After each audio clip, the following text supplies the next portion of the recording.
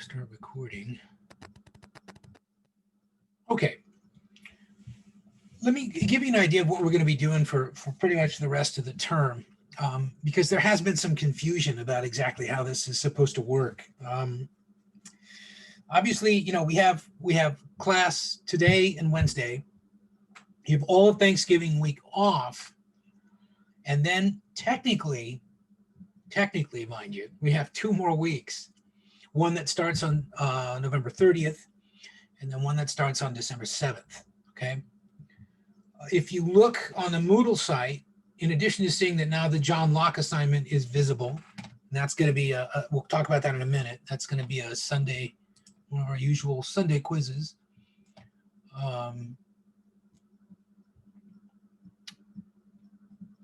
You'll see that I only have lectures scheduled or class meetings scheduled through Wednesday, December 2nd. Okay. What I think we're going to do, it's going to depend on how far we get into our discussions, but I think by then we will be pretty much done, which means that for the week of the 7th through the 11th, which is technically the last week of term, if we're current by then those class meetings would be optional. You could use those in order to meet with me individually. We could use them as review sessions. You know, we could talk about that when we get there, but we still got some time because we got this week and then Thanksgiving week, and then the week of the 30th through whatever, the 4th or whatever it is.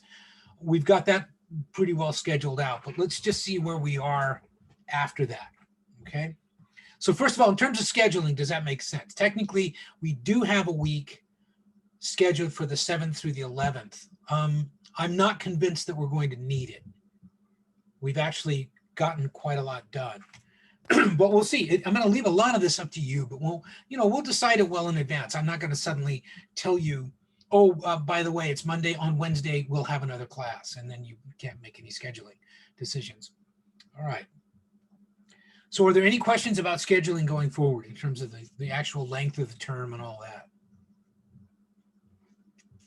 It is posted on Inside SOU if you look under the academic calendar, but it's so weird that I understand why many of you have gotten confused. It is kind of strange. All right, so then in terms of more specifically the class, we're going to kind of finish up on today and Wednesday with our discussions of liberalism, and then we're going to start critiquing it. We're going to see if we can take it apart a little bit. So the first thing we'll do is have a little bit of review on the basic things that I'm trying to emphasize here.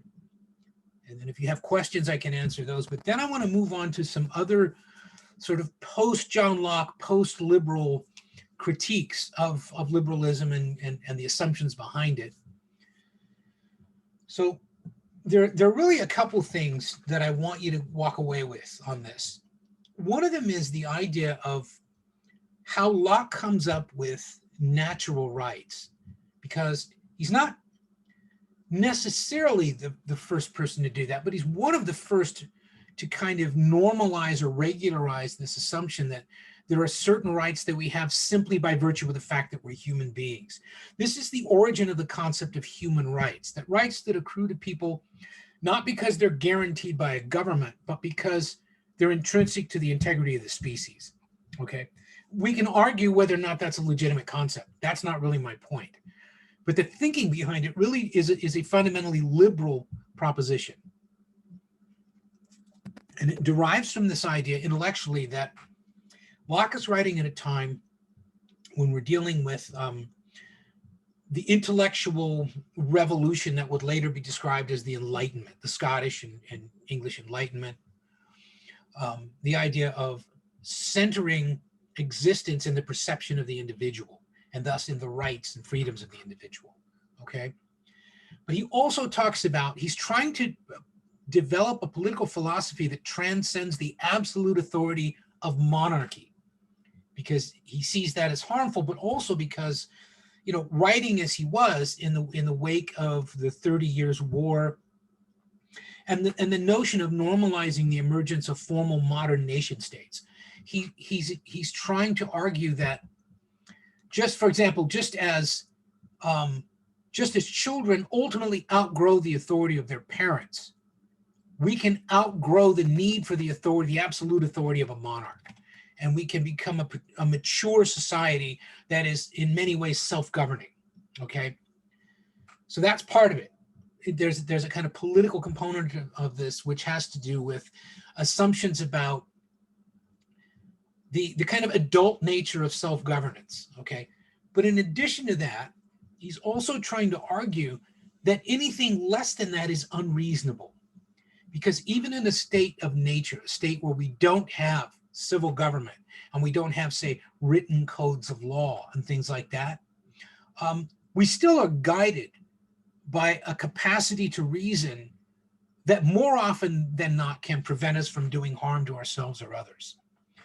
Okay, and so he's saying, even in nature, there's law, and the law is reason. That's what governs us. So therefore, when we enter into these civil governments, because natural law is imperfect in its enforcement, you know, some of us aren't guided by natural law. We put ourselves into a state of war with our neighbors because we want what they have. So we enter in by voluntary agreement. We enter into these civil governments, and we form a civil government under what we call a social contract. This is, in other words, we agree to be governed. We consent to the creation of a government under which we're all protected equally. Okay? It's reasonable for us to do that because we consented to it, understanding what it is. That's the assumption, that there's nothing unreasonable about giving up your right to be your own judge and your own police force and, you know, argue in your own defense. There's nothing wrong with that, and there's nothing unreasonable about it if you can be sure that everyone else is equally giving up that absolute right, and that it becomes a public responsibility. Remember, I used the example of jury trial. No, you don't get to act as your own judge, but, you know, you can have a jury composed of people from the area in which the offense was committed. Whether or not they're exactly like you isn't the point. They're from the place you live. And it's reasonable, since your crime may have done harm to all of them as a community, that they can decide whether or not, or the degree to which you're guilty, working with a judge or whatever else. Okay, that's so. All these ideas of writing the law, you know, saying what the law is, enforcing the law, adjudicating disputes between people on either side of a law, all of that becomes not personal anymore. It's not a question of the individual. These are public responsibilities. And the reason why we do that is because then we are free to go about the business of living our lives as private individuals, secure in our lives, our liberty, and our property under civil government. Okay? So this notion of the law of nature implies that it's natural for us to be free. But we can't maintain that freedom without some help. The help that we get is from the agreed upon entry into a society governed by law, a civil government. Okay? Does that make sense? Do you have any questions about that?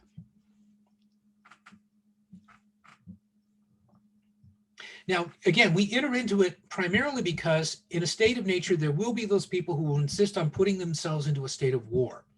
They will leave the state of nature. That is, they will no longer be guided by reason. They will be guided by their own appetite, for example. And they'll be guided by their capacity to exert force over us, which is not reasonable. It is not reasonable for us to be coerced into doing things that are against our nature. That's unnatural. That's unreasonable. It violates natural law, but people will do it in a state of nature. Whether those people are, you know, coming out of a pirate den, or whether it's a corrupt monarch or whatever it is, you know, they're going to do that.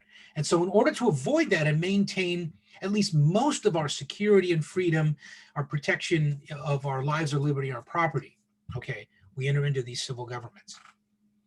And then the next part of that is, well, then what limits government? If in a state of nature, if our personal behavior is presumably limited by our capacity to reason, what limits a civil government? You tell me. What's the limit over a government?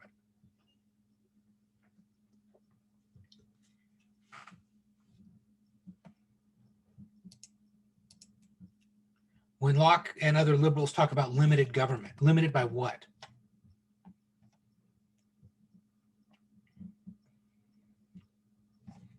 Like limited on what the people who consent to enter into that agree is reasonable. Right.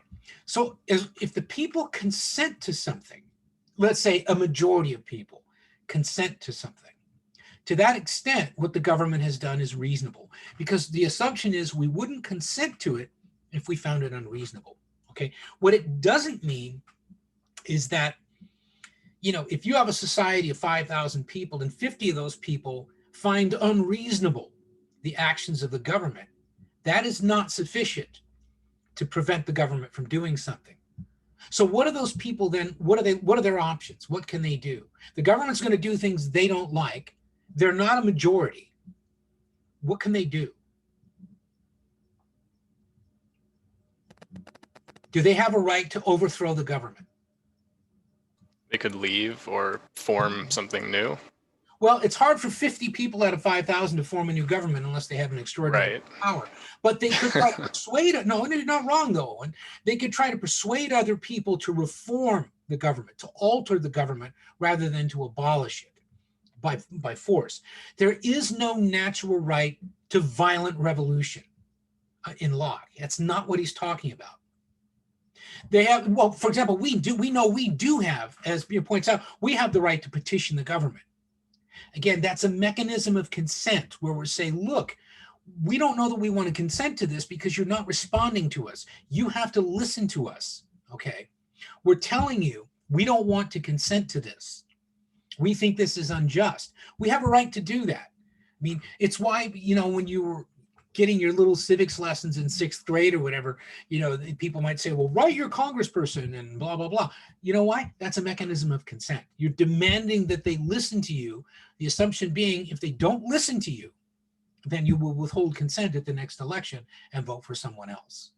Okay. But if the entire government does something unreasonable, if it's taken over by a little cabal of people who are forcing through all this unreasonable, extraordinary legislation. And we're seeing this happening in various countries in the world right now,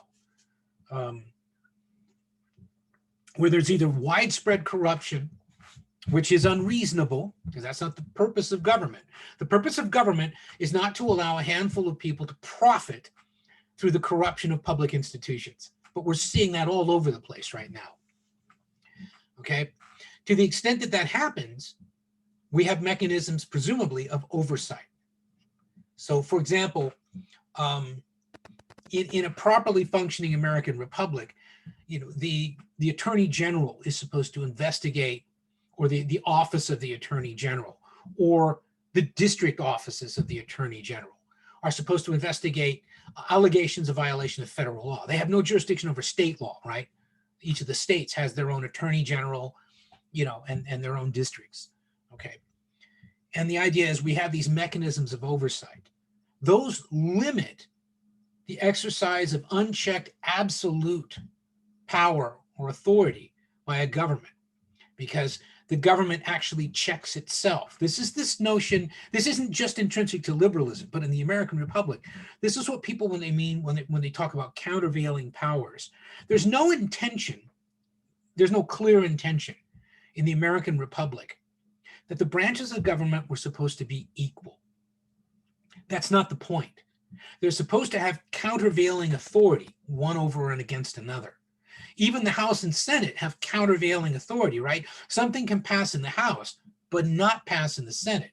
Or some version of legislation, and we've seen this happen. You probably see something like this being reconciled right now with a COVID relief bill. One version will pass in a democratically controlled House. Another version will presumably, if control doesn't change, will pass in a Republican-controlled Senate, okay? Then what happens is neither of those bills can become law.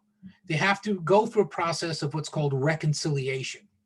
And there's a specific process through which that law must pass. And then it must pass again in both the House and Senate. That's a way for the initially popularly elected branch of office that's all reelected every 2 years, the House, to check the absolute or unchecked authority of a Senate comprised of only 100 people who, once elected, are in office for 6 years on good behavior. Okay. They also then, like the Senate has countervailing authority, direct countervailing authority over the executive branch. Okay. The idea is it's supposed to be acting in the interest of the states, so that if the central government attempts to do anything that would be to the significant disadvantage of a state, its two senators can try to block that in some way. And it's a small enough body that that can happen. One of the ways that's done is through a filibuster. So during the 1950s, right, when the Democratic Party, excuse me, had not quite yet moved to the left, but it was moving to the left, there was always a strong component of the Democrats in southern states that was pro-Jim Crow and pro-segregation. So that every time, often Republicans would propose, say, a national civil rights act or a national anti-lynching law, Democrats could block that. One Democrat could block that by filibustering, by just continuing to talk until the bill was tabled. Okay, because people knew that could happen, most of those attempts at a civil rights act or an anti-lynching law never made it out of committee. Okay, now that's a way where a minority can exert authority over government, but it's also a way of exercising consent. In other words, that consent in this case is the consent of Jim Crow, segregation of southern states to acknowledge the legitimate authority of the central government. They're saying essentially, we will, so long as you don't impose equality on us. And that was the whole struggle over civil rights in the South, mostly in the South, was you can't tell us what equal means. That's up to us. Ultimately, of course, that didn't work out. With the passage of the Civil Rights Act in 1964, and then the Voting Rights Act in 1965, you had the central government exerting extraordinary authority, even punitive authority, over segregation of southern states. That was what the controversy of the Voting Rights Act was, that Republicans recently succeeded in overturning, was special scrutiny was given to segregationist southern states. Okay. Now, the question is that reasonable? Because if it isn't reasonable, then the South would have a right, southern states would have had a right to leave. When they did that once before. When did they do that once before? The Civil War. Civil War. So they were actually, in an odd way, even though not strictly speaking very Lockean liberals, I mean, they were anti-democratic in many ways and everything else, they were exercising that right, if not being able to abolish a government, to leave it. And they tried to leave. Yes, Raphael. Did you have your... Sorry, I was messing with my light. Sorry. Okay. All right. Sorry. That's my bad. Anyway, they were saying, look, we're not going to abolish slavery. We don't want to hear this abolitionist stuff from the Republicans. You're intruding on the autonomy of states. We think, we value slavery. And also we are where a lot of the wealth is because of that slavery. It's uncompensated labor. We're going to leave. And we're going to do what John Locke says. We're just going to leave. We think that what you're asking us to do in an economic sense, in a political sense, and in a cultural sense is unreasonable. And so they withdrew. They seceded. Okay? So the filibuster, you were saying that's like an example of a way that a small minority can sort of check something that they see as unreasonable from the majority. That's right. And the idea behind that is it gives disproportionate power to the individual states. Because one of the things that was challenging about ratifying the Constitution as a fundamentally small L liberal document was, we're not terribly interested in completely emancipating the individual, right? But we have to get some buy-in from the people to some extent, at least those who can vote, that minority that can vote. And so we have to allow them to localize authority as much as possible. We don't want to make this look like the imposition of a tyranny, where suddenly you have this big, huge, sprawling national government. So what we'll say is, Well, we need a central government because we need to regulate interstate commerce. We need to regulate the coining of money, and thereby be more competitive in a global economy, what Alexander Hamilton called active commerce. But other than that, you're kind of on your own. We don't want to tell states what to do, and we want to create a reasonable body within which we can hear articulated the various and sometimes competing or conflicting interests of the states. In other words, the aggregated interests of Georgia, as opposed to the individual citizens of Georgia at the district level or something through the House. And that's what it was for. That's what the Electoral College is for. As originally envisioned, there was no real desire to give the popular vote to the presidency, to the people. That was a bad idea. That was pretty much agreed upon. That's not what we want to do. We didn't popularly elect the president. We did not popularly elect the United States Senate. The elites in the states chose both of those. Okay, and that happened in the case of the Senate well into the 20th century. Okay, so the idea is that the challenge of liberalism as an actual government then is, how do we do this so that we allow for some individual liberty, and yet we don't allow a tyranny of the majority over the minority, right? How do we preserve, like the liberty of the majority, but also the rights of the minority? How do we do that? And the assumption is, well, we follow reason under civil government, and we make it complicated enough to change law that people are more compelled to moderate how they want a law to look. That is, to keep it closer to being reasonable rather than to being coercive or draconian or really vicious in some way. We won't use the law in a punitive sense. We'll use it in the sense of governing rather than punishing. The purpose of law is not to punish, it's to govern. An otherwise reasonable individual need not be punished in order to comply with law. The threat of punishment may have to be there, but the law itself should not be a punishment. That's unreasonable. But if the law says, for example, that if you're not a Christian, you can't vote, that's unreasonable. Or that not only if you're not a Christian, but if you're a Catholic, you can't vote in a Protestant country. We consider that, a liberal would say, that's unreasonable, because simply because somebody's religious observance should not have anything to do with whether or not they participate in public life. And so that's why, for example, in the Constitution, one of the very liberal principles there is no religious test in order to hold public office. That's because in most of the rest of the world, in some way or another, that was imposed. If you were not a member of the state-established church, then you couldn't hold office. We did away with that. We abolished it. We often forget that we did that, but we did. Okay? So again, government is limited, as Owen suggested, it's limited by the consent of the governed. The people being governed have the obligation to consent to laws insofar as they are reasonable. Now, the question then becomes, how do we determine if law is reasonable? The assumption is, because we have individual liberty, one of those liberties, as was pointed out, is the right to, first of all, to speak freely about the law, but also to petition the government if we don't think that it's reasonable. The assumption being government will be compelled to respond to us in some way or another. Okay? So again, the two important principles of Lockean liberalism. I mean, we won't worry about slavery or anything right now. That's just simply too complicated.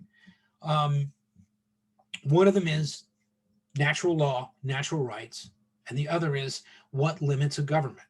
Once you enter into a civil government, how do you stop it from usurping all of your individual freedom? Some people would argue you don't. Liberals would say, yeah, you do, but you have to remain vigilant. It takes work. You can't just sit around and expect that your government, is always going to do the right thing without you participating in some way. Okay? Now, what about in terms of natural rights? How do we get the idea that living in a state of nature, where everything is sort of in common, right? It's all the bounty of nature. Let's just say it's pre-industrial, pre-manufacturing. It's just we're hunter-gatherers. How could you ever then, in that situation, come up with a right to private property? Why is a right to private property natural, according to Locke? Because it certainly is. Because you have the right to what you put your labor into. Yeah, because your labor is yours, right? And you have to be secure in that liberty to exercise your labor, but also you have to be secure in the property that you can accrue to yourself as a consequence of the exercise of that labor. So what he's saying is, it's natural because it's reasonable. If you work hard, you should be able to enjoy the benefits of that labor, right? What's the limitation of that? Because everything has a limitation. How much is too much? Again, you think about natural law. What would be a natural limit on how much property we could acquire from nature? Land, food, whatever, water. What? Yeah, Jose says what you can make use of. To the extent that you are making productive use of something that is otherwise perishable, you can, as long as you're making productive use of what you have a right to retain it. Otherwise, you don't. It's simply unreasonable. You don't have a right to deprive other people of what you enjoy. Okay, that's not reasonable. But as long as you're making productive use of it. So, for example, it would be then natural to go out, harvest all the fruit from a tree, and then tell everybody, look, obviously we don't want all this to spoil, but I did all the work. You can have some of this fruit. What are you going to give me? What do I get? That would be reasonable because you are exercising a right over property that you accumulated through your labor. Other people have to compensate you for that because that would be reasonable because they didn't exercise the labor. So this is before currency. They might have to give you something. They might have to offer up some good or service that they have or can offer to you. And then this is the whole premise of a barter economy. Locke is saying that's natural, but it's natural and it works because people are secure in their property. If you're not secure in your property and you try to do something like that, work hard like that, and then have surplus and want to distribute that surplus, but expect to be compensated. If you're not secure in that surplus property, people can just take it from you. Okay, that's not reasonable. Does that make sense? And so that's where entering into a civil government would come into play, so that someone can't just knock you over the head and take your stuff. That's right, because sooner or later, somebody's going to do it. Somebody's going to do it, yeah. And then the other thing, remember that is once we develop by consent, right? Again, reasonably, by consent. Once we develop some sort of currency, some medium of exchange, precious metals, diamonds, glass beads, whatever it is, right? And we use those to stand in for property, for goods or services, then we can accumulate to an unlimited extent because none of it's going to waste.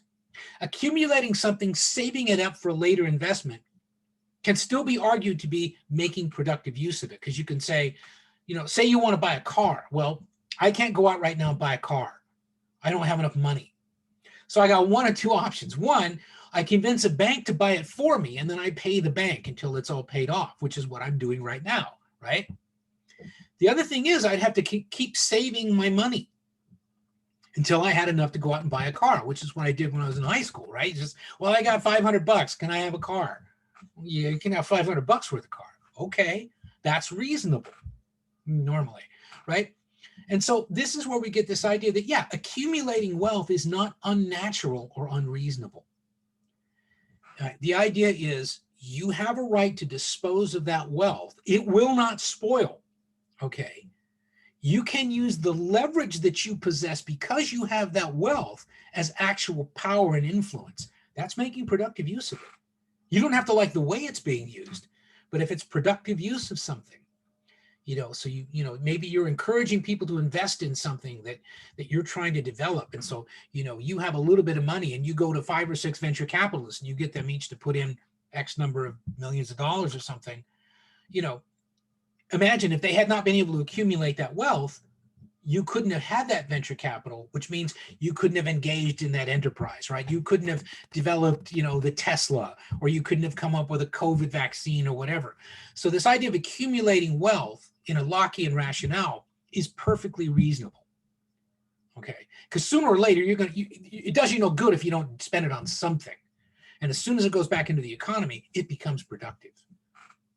You're creating jobs, you're creating wages, you're doing whatever with it. You're subsidizing the development of new technologies, new medicines, whatever it is. Okay. All right. So that's sort of the essence of John Locke. That's the main thing I want you to be walking away with from John Locke. Now, are there any questions on any of that? So would he see lobbying and special interest groups and super PACs and stuff? Would he see that as reasonable? Well, it's always hard to say what someone living at the end of the 17th century would think Right. about the third decade of the 21st century as we enter into it. But I'm not going to dodge the question. It'd be unfair of me to ask the question that way too. Oh, it's a perfectly legitimate question. I think so long as the activities in which they were engaged were, let us say, morally defensible in the sense of being reasonable. That is, it would not be reasonable for someone to be able to lobby to eliminate completely the protection of someone's life, liberty, or property. Okay. So that one of the arguments is that if you're trying to argue that government should completely deregulate the economy in terms of environmental restrictions and worker safety and all that kind of stuff, that's unreasonable, because you are going to be putting the vast majority of the citizens of that society at greater risk of health problems or injuries on the job or whatever it is. And so again, I think what Locke might argue, or a Lockean liberal would argue, is as long as we have mechanisms by which we can check their absolute ability to do that, then it remains reasonable. If they want to try to do that, they can, but they have to understand they're working in a marketplace of competing interests, because we all have interests, right? And we aggregate those because the individual isn't very powerful. So there can be lobbyists. They're not all corporate lobbyists. I mean, the Sierra Club has lobbyists. Environmental groups can have lobbyists. Everybody can do that. I think that's what a Lockean liberal would say. As long as everyone has reasonable access to the same advantage, the same organizational structure and everything, like we have organized labor. Okay, we don't have much, but we have organized labor. That would be reasonable if the power of organized labor could meaningfully be checked by the management with which they're negotiating. Those negotiations were free and fair. Does that make sense? Yeah, I get it. Saying that, knowing that at the time that Locke was alive, we didn't have anything like modern labor unions. Right. Yeah, but right. I hope that helps. Yeah, I don't think what Locke is saying necessarily is that liberalism gives the wealthy the right to just put their foot on the neck of the poor or anything like that, right? That would, in other words, that's the purpose of civil government. It's going to protect the poor from the wealthy as well. It's going to because we have these mechanisms to check, these checks and balances to make sure that, things aren't acting in the majority of one group. That's right. So right. So we have elections. That's a mechanism of consent. We have mechanisms of oversight, and we demand a certain amount of transparency. And every one of those mechanisms that's built into civil government is there for the purpose of protecting people's life, liberty, and property. Everyone's life, liberty, and property. Not just the few, but everyone. Okay. Anything else? Well, let me ask you this. If Locke, and he is writing really before we've really industrialized. And so it's hard to think that he's anticipating what we see as industrialization and post-industry and things like that, right?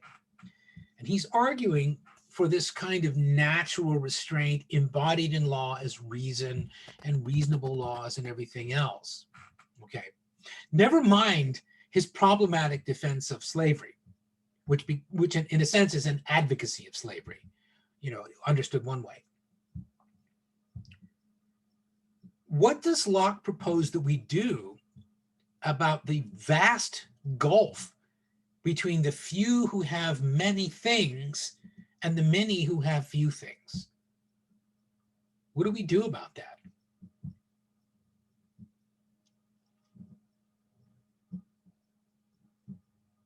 What would Locke say about wealth and poverty?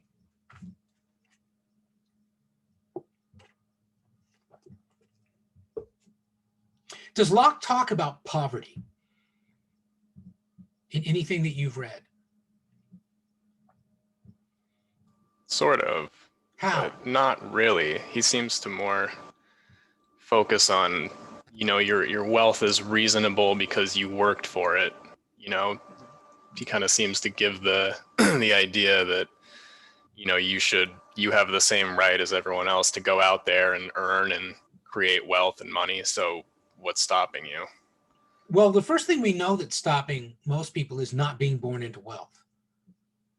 I mean, the most common way for an American to become wealthy right now is to have wealthy parents. You're pretty much guaranteed you're going to be wealthy if your parents are wealthy. You're also pretty much guaranteed you're never going to be wealthy if your parents aren't wealthy. Now, wealth, I mean, we're not talking about having money.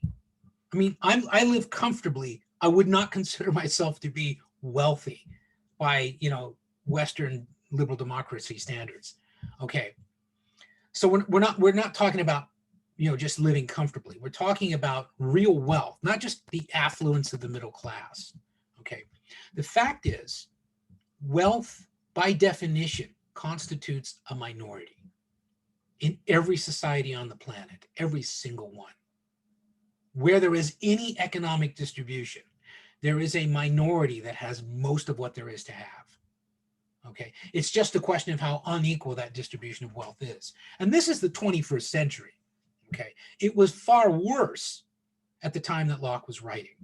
It is then striking that he says nothing about poverty.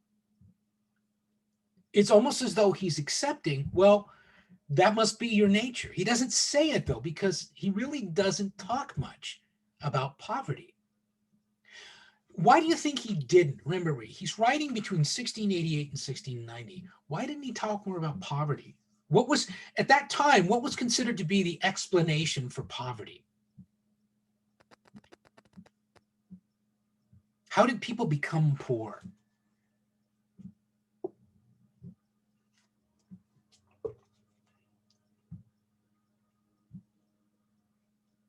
What would be an assumption circa 1690, 1700 that would say, well, no jobs. It could be, but there were jobs. Cities were growing. We were urbanizing pretty quickly. But also, most farmers were poor.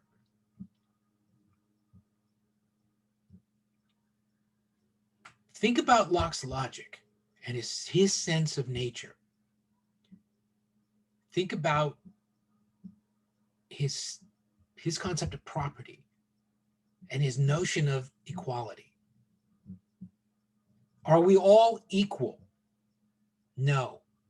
How are we unequal? In our skills, our abilities, our industry. This is perpetuating particularly the Protestant notion that your poverty is a sign that you're not a good worker. That your poverty is a sign that you're not good in the sight of God. You're not doing the things that God would want you to do. Therefore, you are poor. I mean, that was kind of the prevailing view. If you're poor, it's through your own failings, not misfortune, failings. It's your own inability to become rich that makes you poor.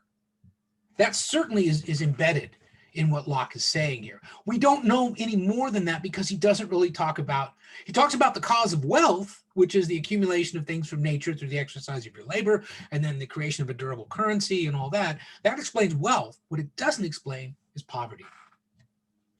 So now I'm asking you, where does poverty come from? Is it the deficiency of the individual? Or is it what is sometimes referred to as structural? Is it that idea that, well, people are poor because there aren't any opportunities for them to accumulate wealth?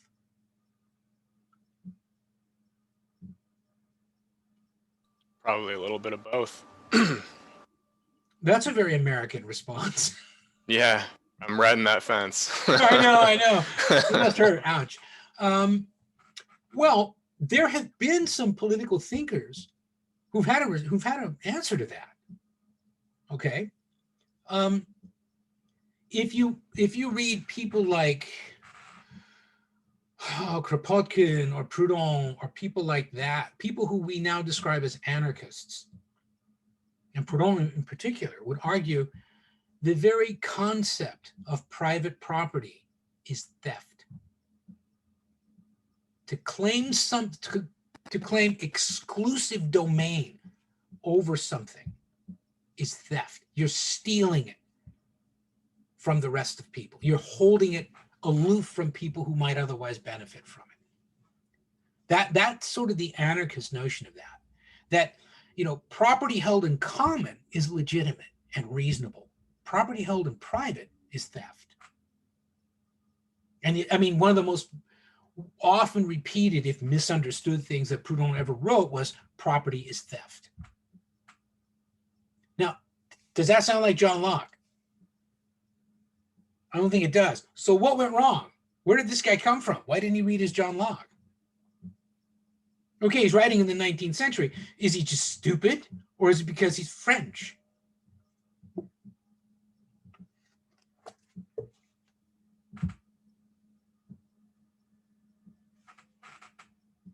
It's very quiet. I got a sneaking suspicion that all of these blank screens, there's no one sitting there. That the only people I know are here are the people who have their cameras on. I knew I could get a couple of you to turn your cameras on. Damn, I'm smart. I've been doing this for a while. Okay, but I'm asking you now, come on. I mean, you know, what about the idea that, you know, we have a theory of wealth. John Locke gives it to us. You work hard, you make productive use of your labor, you become wealthy. The wealthier you become, the more you have to protect, the more need there is for civil government, right? That's, okay. What about poverty? Why aren't you guys rich? What's the matter with you? Are you just lazy? I mean, we know now that you're here, at least some of you. I mean, if you can be born into wealth, you can be born into poverty as well. Yeah, but Locke would suggest, and so would, by the way, a lot of American conservatives, just get out there and work hard. Right. You've got to make your own reality. Hell, I hear that from, you know, the tofu swilling, you know, progressives in Ashland. You make your own reality. No, you know what? No, you don't. No, you don't. Anarchists would say, not without violent struggle, you don't. Because you have to seize the right of property, not the stuff itself. The deeply embedded assumption that the fundamental predicate of modern society is the accumulation of wealth has to be destroyed. If you don't destroy that, you will be forever enthralled to the few who have many, while you will have nothing. We know there's one thing you will have as American consumers, though. You'll have less than nothing. You'll have debt. That's the modern slavery, in a sense. I'm arguing from an anarchist point of view. What about, maybe not quite so extreme as an anarchist, what about somebody like a Marxist? Now remember, these guys did not get along. They did not play well with anarchists. They did not have lunch with them. They didn't share clothing. What would Marx say about wealth and poverty? That they're institutional. Well, what do you mean by institutional? I mean, I guess that, he would say that they're sort of necessary to uphold, some kind of capitalist structure. You have to have poor people supporting all the wealthy people. And So it's a Marxist view then that capitalism creates poverty. yeah, in some respect, I'd say. Okay, then let me ask you this. That's interesting. Here's a quote. I haven't read too much Marx. No, that's so- totally fine. None of you have, because you still believe it's a criminal thing to study because we're a country of idiots, but that's okay. We're going to fix that in a minute. But how about this? The wealth of the few presupposes the indigence of the many. Now, what does the word indigent mean? To be indigent, what does that mean? It doesn't mean, I'll give you a hint, that you're middle class. What does it mean to be indigent? Like destitute. You're destitute. You have no visible means of support. The wealth of the few presupposes the indigence of the many. Who do you think wrote that?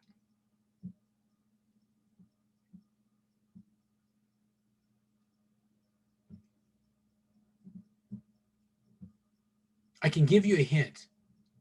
It was written in 1776. One of the founding fathers. Nope. But certainly someone who influenced them. Adam Smith, Scottish economist. Known as Like the father of modern capitalism. Right. Right. The father of modern capitalism. Adam Smith. Hardly a Marxist. Now, again, that's taking that comment grossly out of context, but it was clear that Adam Smith understood that there was at least the potential for sort of what we sometimes refer to as structural poverty within capitalism. He wasn't arguing that capitalism was going to make everyone rich. There still is this intrinsic assumption of competition within capitalism, which is supposed to be what creates wealth. Marx looked at capitalism very differently and said, I struck no gold by mentioning an anarchist. Here's one of the things that Marx argued when he was rejecting liberalism, or to the degree that he was.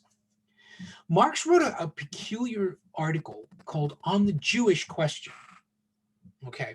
And what he was writing about was questions about whether or not Jews in Germany could or should be free. Okay. Because the assumption was that at that time, the German state, there was an assumption within the German state that it was consonant with, as a legacy of the Holy Roman Empire, it was kind of consonant with the Catholic Church. Okay. Jews clearly are not Catholics. Okay. So part of the question is, well, to what degree do we emancipate Jews within civil society? And a liberal would say, well, they have the right to be secure in their lives, liberty, and property. They have the right to exercise their religion. They also have the right to contest elections as voters or candidates or whatever. So they have a lot of what are called political rights. They are politically emancipated. Okay, so that's the liberal argument. And Marx writes on the Jewish Question, that's not bad. It could be a lot worse. He sees no argument for not emancipating Jews politically, preventing Jews from voting, preventing Jews from, holding office, preventing Jews from being secure in their lives, liberty, and property. But he's arguing that under liberalism, those are merely political rights. And he says liberalism emancipates people politically. The Jews and everybody else are emancipated politically in a liberal Germany. What other kind of freedom is there than political freedom? Human freedom, what we refer to as human emancipation. Liberalism, Marx argued, liberalism denies people human emancipation. By the way, not only the worker, but the capitalist is denied full human emancipation under liberalism, because liberalism perpetuates the class struggle of capitalism. Under liberalism, the capitalist not only has the right, but has an imperative for the purpose of accumulating wealth, of continuing to use the worker merely as a means to an end. So that worker might be politically emancipated. That worker might even be able to vote. But what that worker's never going to be able to do is control the means of production. That has to be the capitalist, because you can't accumulate wealth if you don't control some part of the means of production. It's the difference between having money and having wealth. When you have wealth, you control the means of production to the extent that you have it, right? You control the means of production. You don't make $1 off for every hour you work. You make the surplus value from the thing produced by those workers. And you're making a lot more as an individual than they are as an aggregate. If you're not, your business will go under. What Marx was arguing is that the imperative of capitalism is the continued and relentless accumulation of wealth, that is, of surplus value, value beyond the cost of labor. Because as a capitalist, you're under a constant pressure to continue to accumulate value beyond what labor costs. The pressure is to push down on the wages of labor as much as you can to increase your surplus value, because market forces will only allow you to raise the price so much. So the only thing you're left doing is keeping wages low. You can do that to the extent that you control the means of production. And so what happens is, this would be a Marxist critique of liberalism. It's all well and good to talk about political emancipation, and that's a lot better than nothing. But don't kid yourself into thinking that you're really talking about free human beings as they would be in the state of nature, because they're not. Workers are trapped in a cycle of exploitation, according to a Marxist, right? That is how surplus value is accumulated, by using the worker as a means to an end. Not by making common cause with the worker, not by allowing the worker or encouraging the worker to become wealthy. You don't want that. But by preventing the worker from ever being able to acquire control of the means of production. Because that is the source of your profit, of your wealth. Okay, that doesn't sound like liberalism. Now, the thing with this country, and we are almost unique in this, okay, on the planet, that is considered an absolutely obscene way to think in this country. Because the idea is, oh my God, it happened. That thing my parents warned me about. This little sucker is a Marxist. And he waited to the end of class to pollute my brain with his Marxist virus, for which there is no vaccine other than death. Kill the Marxist. I mean, that's the way we are. We really are. But you know what the problem with that is? You know what the strongest kind of political separation is between your generation and the generations after you? The Cold War. No, it isn't. It is a consequence of that, though. It is that you are much more comfortable with the idea of socialism. You know why? Because you don't know what it is. Most Americans don't know what socialism is, much less, something we've never really seen, which is industrial communism. Okay. So when Marx is talking about this, he's fundamentally critiquing the assumptions of liberal capitalism, because he sees liberalism as the justifying and perpetuating ideology of capitalism, nothing more, nothing less. For capitalism to flourish requires liberalism, the illusion of freedom as granted by, these little political emancipations. Oh, guess what? You get the right to vote, you people who don't own your homes and stuff. That was the first big concession, which, remember, was only just then breaking down, was the property requirement, allowing people to vote in England, from which he was writing. Okay. Later on, it was, women, you get to vote, or whoever, you get to vote. In America, with African Americans, you get to vote now. No more poll taxes, no more literacy tests, no more of that nonsense. You get to vote. Marx would say that did not emancipate them as human beings. It gave them the vote. But we know that particularly newly enfranchised people typically don't use the vote. Good, that's fine. As far as capitalism is concerned, don't vote. That's excellent. You've got the right to do it. That's all we care about. Don't vote.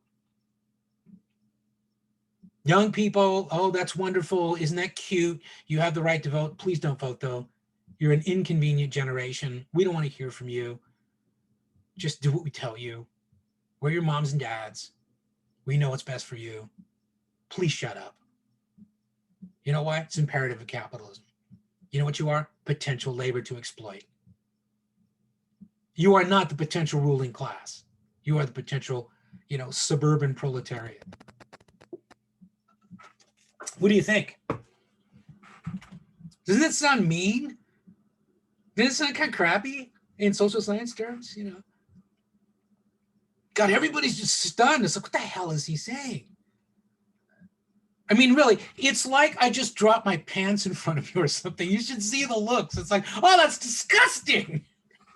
I just don't want to be the only person who keeps No, talking. Owen, come on, take a vacation, man. You've carried the whole day. Your colleagues are in shell shock, though. You should see them. Well, I guess you kind of can. You just hate this idea, don't you? You just hate it. And yet, you don't quite know why. Because if you did, you'd be saying it. Say again, Ross? I don't know. I think what you're saying kind of makes sense. Or what you're describing, at least. Yeah, no, I always have to do this, but I'm going to do it again. All right? This is not Bill Hughes's personal view of the world. I am personally channeling a Marxist, okay? That's my job. I just got done channeling a liberal capitalist. Now I am channeling the adversary of the liberal capitalist, a Marxist. Because as soon as I went the anarchist, man, you all just, it's like you all soiled yourselves, So we won't do that, but we'll talk about Marx a little bit because clearly it's upsetting you. Is Marx, nobody's completely right or wrong, but does Marx have a point beyond, well, it sort of makes sense? How does it make sense? And I'm not, Ross, making fun of what you just said. I'm saying it does sort of make sense for a lot of people until you stop and think about it. What's the problem? Because every time I've taught this class now, I used to teach it twice a year. We only teach it once a year now. So how many times have then in 25 years, right, have I taught this class? And yet every time I get to Marx, there is what I'm looking at now, some variation of absolutely paralytic silence. Except for two people in the front of the classroom who are all ready to put on, red armbands and go out and overthrow the means of production.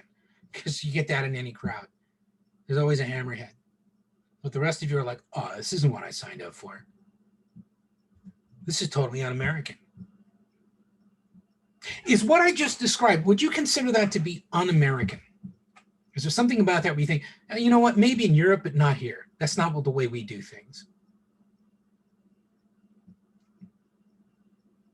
Is there a lot to process? Or says there's a lot to process. We're in so conditioned to capitalism that we're uncomfortable talking about different forms of political ideology because of like the Cold War and stuff like that. So I feel like that's why a lot of people are quiet right now. Oh, no, I'm not judging you for being quiet, but don't you think it's kind of interesting that all we're talking about is an idea, just like everything else in class? And I mean, there's a normal kind of quiet that this class engenders, which is, come on, Hughes, do my work for me. I pay you. I get that. It's capitalism. But all of a sudden I'm saying, oh, by the way, in social science terms, fuck capitalism. And now it's like, oh no, my dad was right. My God, how did this guy escape the witch hunts? What do we do to tie him to a stake and burn him? Get rid of him. He's senile. He's dangerous. He's infected by the socialist virus. He obviously didn't vote for Trump. Shows what you know. I mean, all right, you've had time to process now, okay? Crawl down off of your perch on the wall, retract your claws.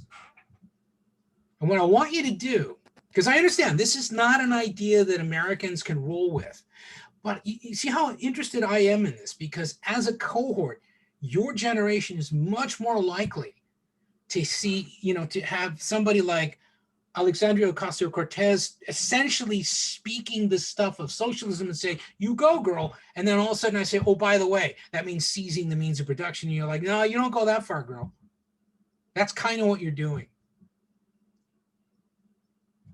For one thing, she's young and decorative and I'm not. And so all of a sudden you're saying, no, it's got to come from somebody young and decorative. You're not in our generation. If you're throwing these ideas out, there's got to be something wrong with them. It's disgusting. It's like dad rock. It's just pathetic. It should be stopped. There should be a law. It's not reasonable. It isn't reasonable for 60-year-old people to try to play, well, it's not reasonable for anyone to play the Dead. The Grateful Dead were a shitty band, and that should just be something that we agree. There's no musicianship there, just heroin and delirium. However, for Karl Marx, there's more going on. Here's why this is interesting, because much of the rest of the world thinks you're idiots for not understanding this. I mean, during the Cold War, half the world would have thought you were an idiot. Now, again, they're arrogating to themselves the mistaken belief that they understand it as well. I don't think that most people living in North Vietnam in 1972 really understood, that they were combating capitalism. I think they understood they were doing what they were being told to do. But also remember that their experience was colonialism by capitalist powers. Part of the reason why Americans don't get that, we were never, in any vicious way colonized by capitalism. We didn't have it imposed on us. We grew up with it. And so it's really hard. It really is hard for us to think. I mean, it's sort of like someone trying to convince me to be a Dodgers fan. No, I've spent 63 years hating the LA Dodgers. You're not going to convince me to feel good about the Dodgers winning even an abbreviated World Series. And no, I won't watch it. You're right, Jason, because I won't watch the Dodgers because they're scum. Okay, personal opinion, but I'm right. Okay. I respect your opinion, but I highly disagree with you. Excellent. See, that's what sports are for. But this is the way we are about capitalism. It's our team, in a way, because it's all we've ever known. And I'll tell you, it's like when you put me in an environment where it's okay to just shout out racial epithets and things like that. And I've been in that situation a couple of times in small towns and parts of the South and stuff. I really get uncomfortable. I mean, there's that part of me who's tolerant and is like, look, man, when in Rome. And I'm like, no, I ain't in Rome. This ain't Rome. I'm not doing this. I mean, when people just sort of cavalierly toss out N-bombs and stuff like that, it's like, I can't get to that because all I've ever known is a world in which that was considered an obscenity, So I get that when somebody says, oh, by the way, capitalism's a bunch of shit, you're like, no, it's not. That's not what my mom and dad said. That's not whatever my church said or my whatever, that's not what my grade school teacher said. They weren't critiquing capitalism. They never read Marx. It's just you, Bill. You read that Marx and it warped your brain. It turned into pickles. It's really sad, but you should stop doing this because we paid you to do this, man. That's capitalism. We're exploiting you as labor, Bill, and you're not giving us what we want. You're trying to seize the means of intellectual production here, Bill, and that's not cool. It becomes a subversive act to talk about anti-capitalism. I think that's fascinating, Now understand, I'm way over the allure of Marxism. I mean, I got done with that when I was 18, but it did. I mean, there's no question that it affects my thinking, having had to think through all that before I'd gone to college and really had a lot of historical throwaway and everything. But I mean, when I was coming up, being Marxist was just it was like being a Giants fan. It was, of course, I'm a Marxist, nobody really cared. I mean, it might get you a little extra attention at a party, but other than that, no one cared. If I had been in a college classroom when I was 20 and they'd started talking about Marxism, I would have just been taking notes. It would have been like, yeah, okay. You know? And I remember I grew up in the Cold War. You didn't.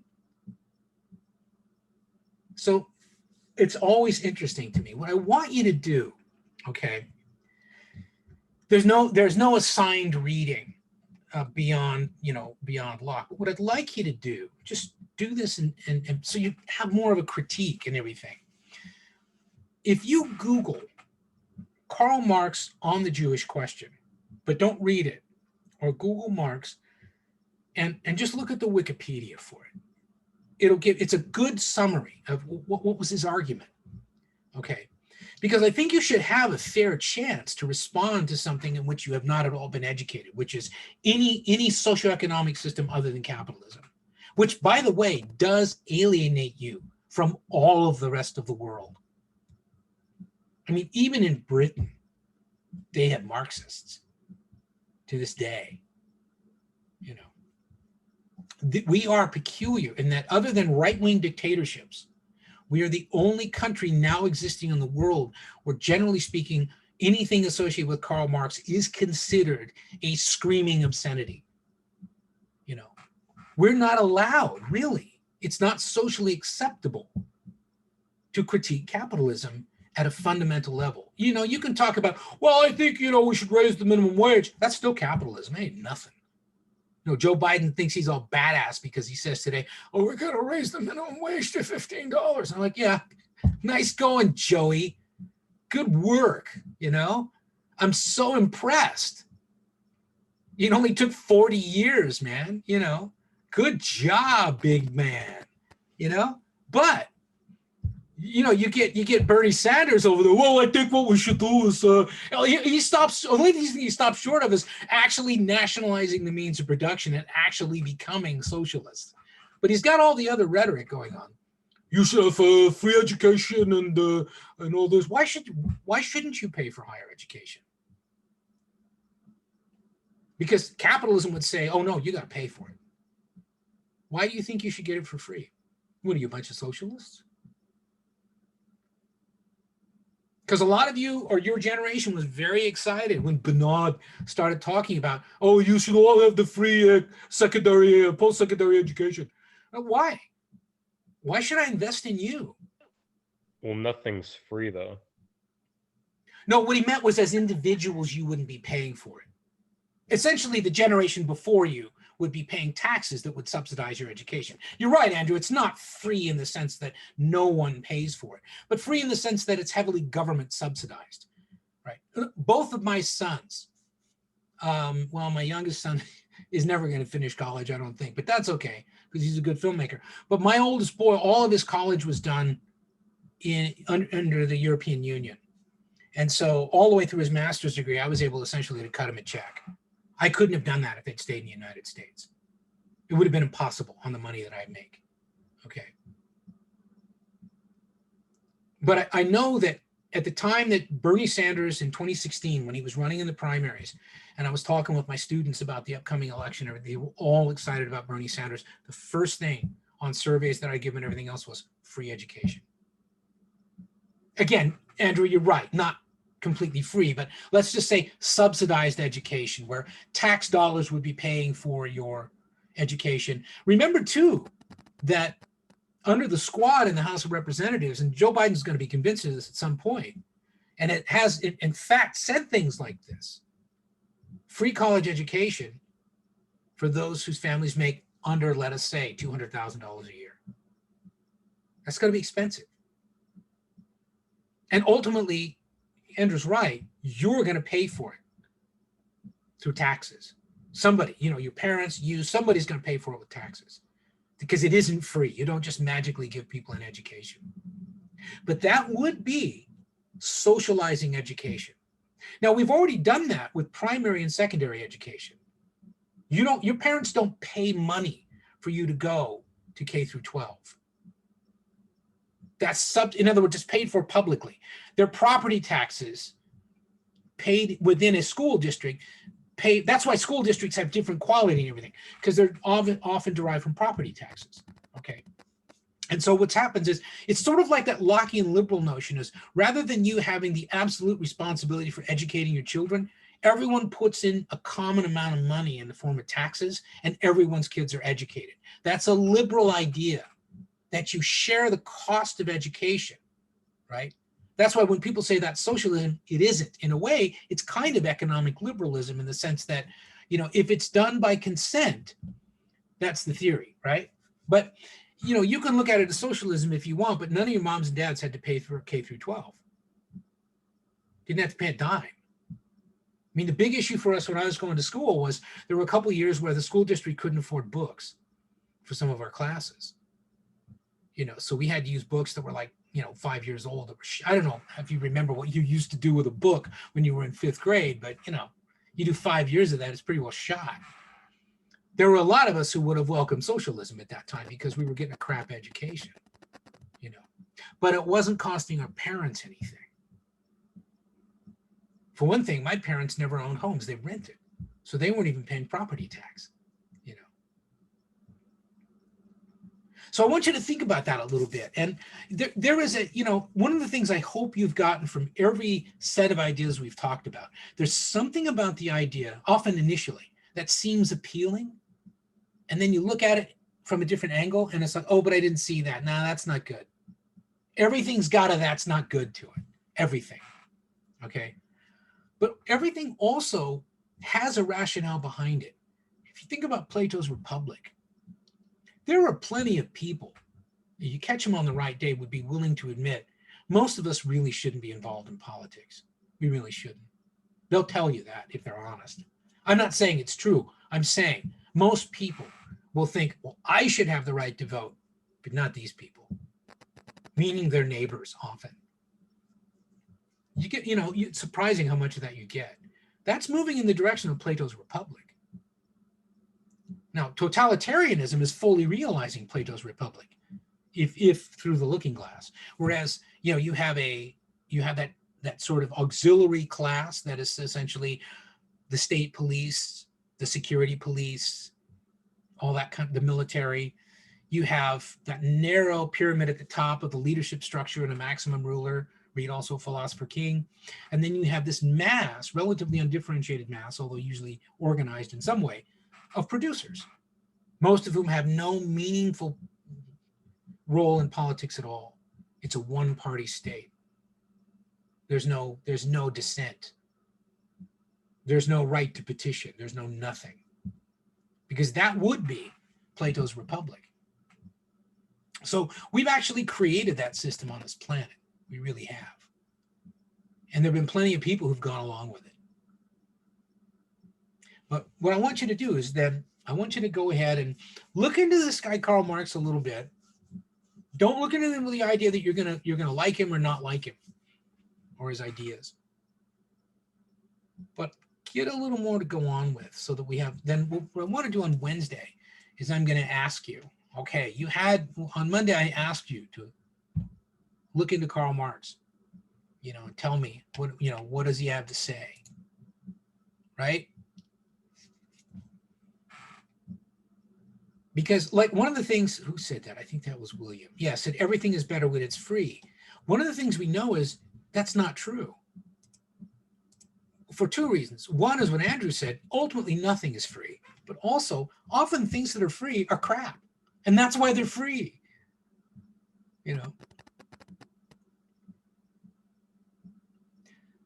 All right, any questions? Yeah, last class you asked to look at chapter 7, and I didn't really understand much of it other than monarchies are bad. That was the main thing, is I wanted you to look at that in the sense of his critique of monarchy. It's another way that he goes about trying to justify changing from a system of relatively absolute power. You know, and there's some language in there where he kind of says it. There are other things as well. It was one more little additional bit of reading that I thought, if you find it and it makes sense, that's fine. If you don't have to worry about it. So you don't have to read that. I suspect that most of you did not, and that's fine. All right, so what are you going to do by Wednesday? What are you going to be able to tell me by Wednesday? I don't want to know who Karl Marx was. I don't want to know his biography. I already know that. It's not terribly interesting.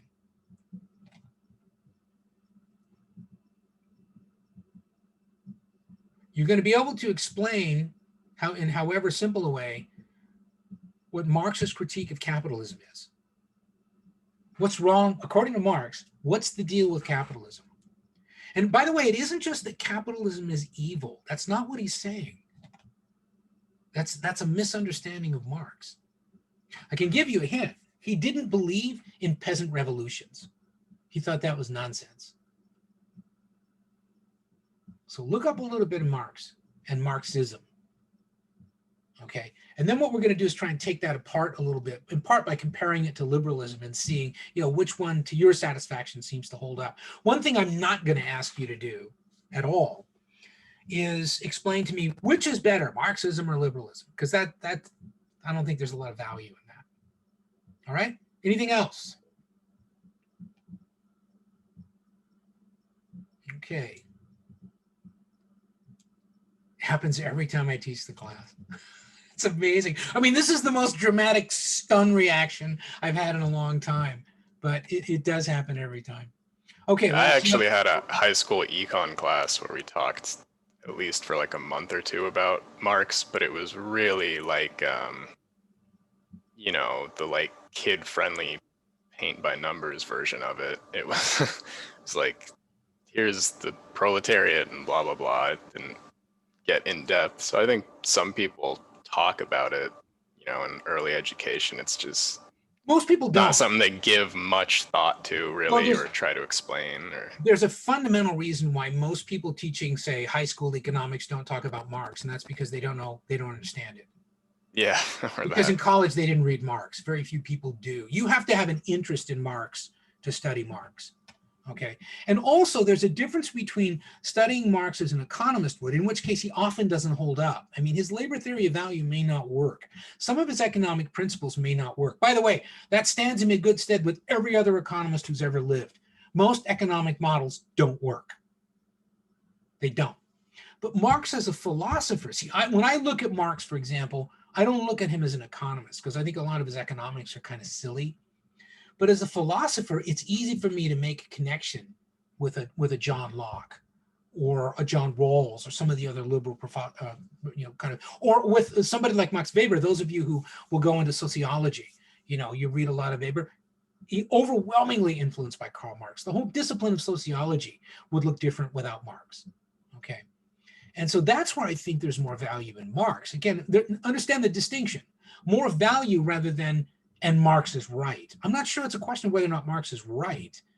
My result of studying Marx was that I think more clearly about things than I did before I understood Marx, because I have something to hold up next to liberal capitalism or to hold up next to fascism or whatever that helps me see in really bold relief how these things work so that I can then explain them, and then it's up to you to I think, really, you're adults, you draw your own conclusions. It's the advantage of not teaching high school. I can trust you to just draw your own conclusions. All right. So you're going to draw your conclusions and you're going to share those with me on Wednesday.